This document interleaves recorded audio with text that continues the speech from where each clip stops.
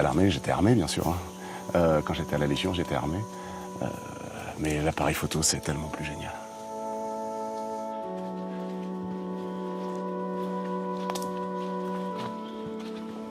Cinq Français en tenue de camouflage s'enfoncent dans la jungle thaïlandaise. Et tout à l'heure, ça a bougé dans l'arbre, là. À leur tête, Emmanuel Pervé guette le moindre mouvement. C'est lui qui organise ce stage d'observation au cœur de la forêt tropicale. Il y a un gibbon noir juste derrière l'arbre. Viens, on s'approche. Il emmène ses clients au plus près de la vie sauvage.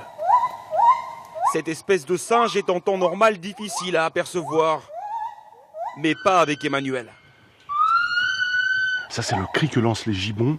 Le gibbon est un animal territorial. Il lance ce cri pour signaler aux autres gibbons que cet arbre lui appartient. Le Français connaît la jungle. Et grâce à lui, les visiteurs assistent à un spectacle unique. On est accroché à la branche. C'est super émouvant, c'est super fort, surtout quand on est juste en dessous. C'est les poils au garde à vous, je les ai enregistrés aussi, parce que même sans les voir, parce que rien que le son, c'est très fort. Pendant 3 jours, Emmanuel et son groupe vont arpenter les sentiers boisés de Khao Yai, le plus ancien parc naturel de Thaïlande. La jungle s'y étend sur 2000 km². L'endroit idéal pour observer des kalaos, des dragons d'eau vert, mais aussi des crocodiles. La nuit, les Français logent dans ces petits bungalows. Pas tout à fait des vacances ordinaires. Je vous demande juste une chose en marchant. Évitez de poser les pieds ou la main sur un endroit que vous ne visualisez pas. Hein, c'est là que peuvent se cacher les éventuels scorpions, serpents, etc.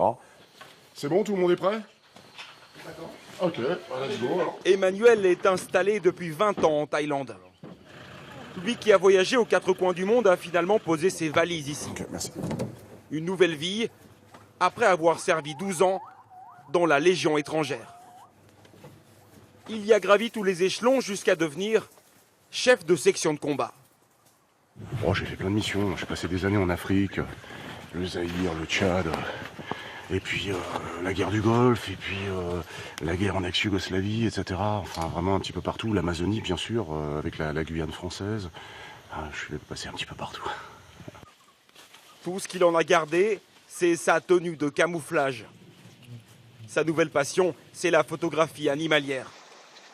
Et pour la financer, il a eu l'idée d'organiser ses stages dans la jungle, en vendant son expertise des milieux hostiles. Essaye de prendre un petit peu plus à droite, peut-être. Tiens, repars sur les pierres blanches. Ah la vache! Attends, copain, je viens t'aider. Ah, c'est bon! C'est bon? C'est bon! À ses côtés, il y a toujours un ranger local pour lui venir en aide en cas d'attaque d'animaux sauvages. Ici, ils peuvent être redoutables. Il a été attaqué par un tigre, il a failli être dévoré par un tigre il y a pas mal de il est là. 20 ปี. Il y avait une vingtaine d'années.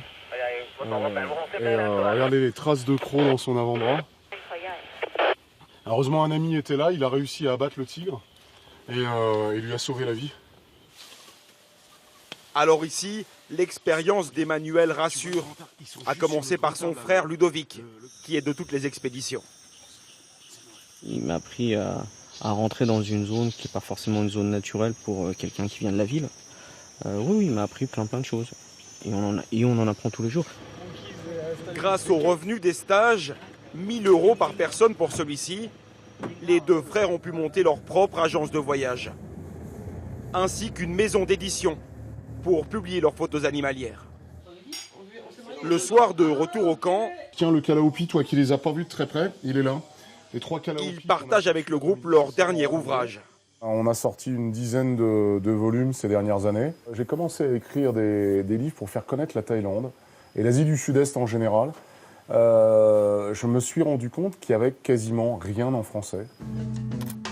Leur prochain défi, publier une demi-douzaine d'autres livres sur les animaux d'Asie. La France est très loin. Le bout du monde est devenu la maison.